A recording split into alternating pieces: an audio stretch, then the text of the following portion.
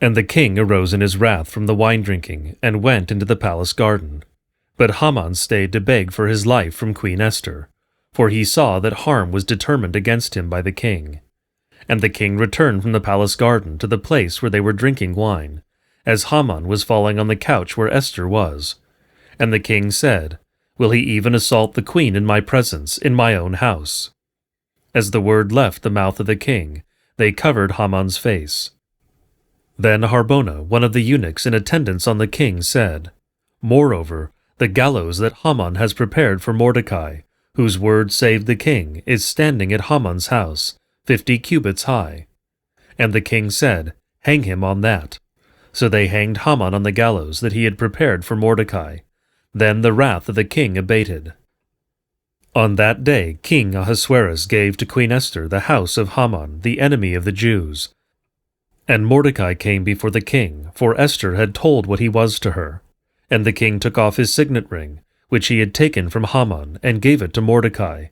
And Esther set Mordecai over the house of Haman. Then Esther spoke again to the king. She fell at his feet, and wept and pleaded with him to avert the evil plan of Haman the Agagite, and the plot that he had devised against the Jews. When the king held out the golden scepter to Esther, Esther rose and stood before the king. And she said, "If it please the king, and if I have found favor in his sight, and if the thing seems right before the king, and I am pleasing in his eyes, let an order be written to revoke the letters devised by Haman the Agagite, the son of Hammedatha, which he wrote to destroy the Jews who were in all the provinces of the king. For how can I bear to see the calamity that is coming on my people? Or how can I bear to see the destruction of my kindred?" Then King Ahasuerus said to Queen Esther and to Mordecai the Jew, "Behold, I have given Esther the house of Haman, and they have hanged him on the gallows, because he intended to lay hands on the Jews. But you may write as you please with regard to the Jews, in the name of the king, and seal it with the king's ring. For an edict written in the name of the king and sealed with the king's ring cannot be revoked." The king's scribes were summoned at that time, in the 3rd month, which is the month of Sivan, on the 23rd day, and an edict was written, according to all that Mordecai commanded concerning the Jews, to the satraps, and the governors, and the officials of the provinces from India to Ethiopia, 127 provinces, to each province in its own script, and to each people in its own language, and also to the Jews in their script and their language. And he wrote in the name of King Ahasuerus, and sealed it with the king's signet ring. Then he sent the letters by mounted couriers riding on swift horses that were used in the king's service, bred from the royal stud, saying that the king allowed the Jews who were in every city to gather and defend their lives, to destroy, to kill, and to annihilate any armed force of any people or province that might attack them, children and women included, and to plunder their goods, on one day throughout all the provinces of King Ahasuerus, on the 13th day of the 12th month, which is the month of Adar. A copy of what was written was to be issued as a decree in every province, being publicly displayed to all peoples, and the Jews were to be ready on that day to take vengeance on their enemies. So the couriers, mounted on their swift horses, that were used in the king's service, rode out hurriedly, urged by the king's command, and the decree was issued in Susa the citadel. Then Mordecai went out from the presence of the king in royal robes of blue and white, with a great golden crown and a robe of fine linen and purple, and the city of Susa shouted and rejoiced. The Jews had light and gladness and joy and honor, and in every province and in every city, wherever the king's command and his edict reached, there was gladness and joy among the Jews, a feast and a holiday, and many from the peoples of the country declared themselves Jews, for fear of the Jews had fallen on them. Now in the 12th month, which is the month of Adar, on the 13th day of the same, when the king's command and edict were about to be carried out, on the very day when the enemies of the Jews hoped to gain the mastery over them, the reverse occurred. The Jews gained mastery over those who hated them. The Jews gathered in their cities throughout all the provinces of King Ahasuerus to lay hands on those who sought their harm, and no one could stand against them, for the fear of them had fallen on all peoples. All the officials of the provinces, and the satraps and the governors and the royal agents also helped the Jews, for the fear of Mordecai had fallen on them. For Mordecai was great in the king's house, and his fame spread throughout all the provinces. For the man Mordecai grew more and more powerful. The Jews struck all their enemies with the sword, killing and destroying them, and did as they pleased to those who hated them. In Susa, the citadel itself, the Jews killed and destroyed 500 men, and also killed Parshandatha, and Dalphon, and Aspatha, and Poratha, and Adalia, and Aridatha, and Parmashta, and Arisai, and Aridai, and Vaisatha, the 10 sons of Haman, the son of Hammedatha, the enemy of the Jews, but they laid no hand on the plunder. That very day the number of those killed in Susa the citadel was reported to the king, and the king said to Queen Esther, "In Susa the citadel the Jews have killed and destroyed 500 men, and also the 10 sons of Haman. What then have they done in the rest of the king's provinces? Now what is your wish? It shall be granted you, and what further is your request? It shall be fulfilled." And Esther said, "If it please the king, let the Jews who are in Susa be allowed tomorrow also to do according to this day's edict, and let the 10 sons of Haman be hanged on the gallows." So the king commanded this to be done. A decree was issued in Susa, and the 10 sons of Haman were hanged. The Jews who were in Susa gathered also on the 14th day of the month of Adar, and they killed 300 men in Susa, but they laid no hands on the plunder. Now the rest of the Jews who were in the king's provinces also gathered to defend their lives, and got relief from their enemies, and killed 75,000 of those who hated them, but they laid no hands on the plunder. This was on the 13th day of the month of Adar, and on the 14th day they rested, and made that a day of feasting and gladness. But the Jews who were in Susa gathered on the 13th day, and on the 14th day, and rested on the 15th day, making that a day of feasting and gladness. Therefore the Jews of the villages, who live in the rural towns, hold the 14th day of the month of Adar as a day for gladness and feasting, as a holiday, and as a day on which they send gifts of food to one another. And Mordecai recorded these things and sent letters to all the Jews who were in all the provinces of King Ahasuerus, both near and far, obliging them to keep the 14th day of the month Adar, and also the 15th day of the same, year by year, as the days on which the Jews got relief from their enemies, and as the month that had been turned for them from sorrow into gladness, and from mourning into a holiday, that they should make them days of feasting and gladness, days for sending gifts of food to one another, and gifts to the poor. So the Jews accepted what they had started to do, and what Mordecai had written to them. For Haman the Agagite, the son of Hammedatha, the enemy of all the Jews, had plotted against the Jews to destroy them, and had cast pur, that is, cast lots, to crush and to destroy them. But when it came before the king, he gave orders in writing that his evil plan that he had devised against the Jews should return on his own head, and that he and his sons should be hanged on the gallows. Therefore they called these days Purim, after the term pur. Therefore, because of all that was written in this letter, and of what they had faced in this matter, and of what had happened to them, the Jews firmly obligated themselves and their offspring, and all who joined them, that without fail they would keep these 2 days according to what was written, and at the time appointed every year, that these days should be remembered and kept throughout every generation, in every clan, province, and city, and that these days of Purim should never fall into disuse among the Jews, nor should the commemoration of these days cease among their descendants. Then Queen Esther, the daughter of Abihail, and Mordecai the Jew gave full written authority, confirming this second letter about Purim.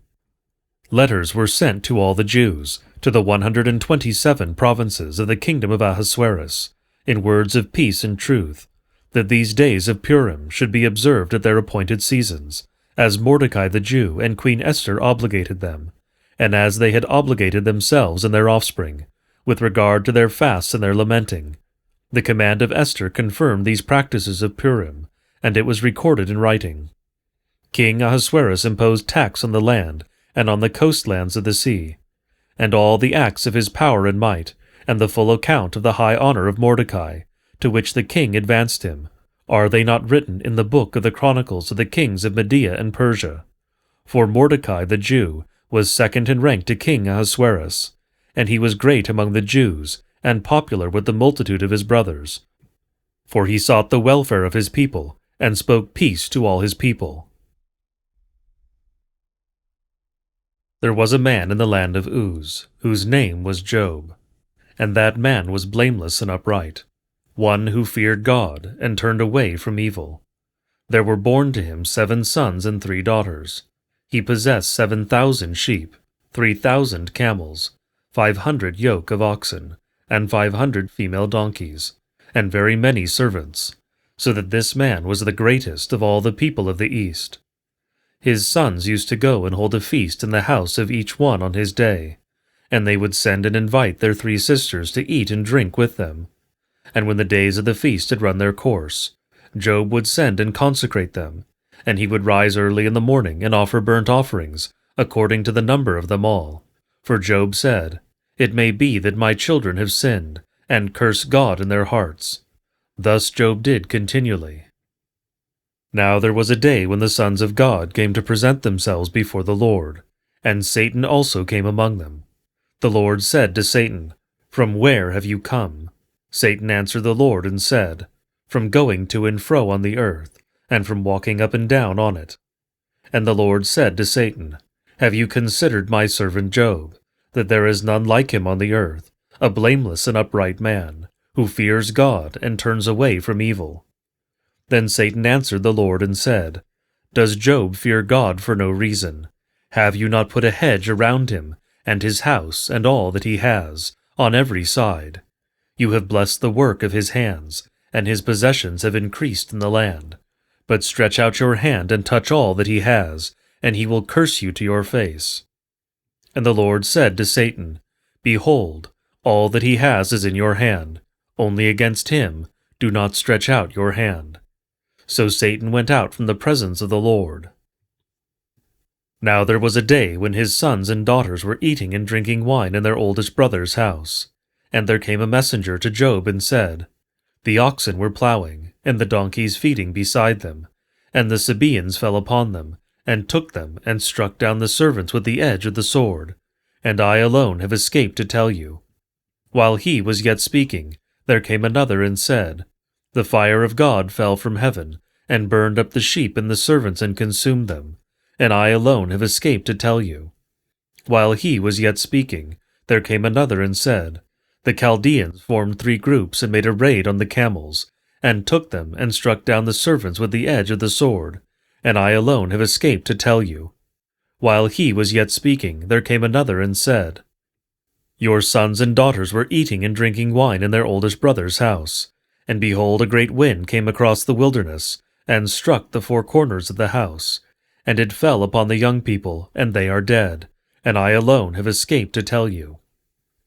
Then Job arose and tore his robe, and shaved his head, and fell on the ground and worshipped. And he said, "Naked I came from my mother's womb, and naked shall I return.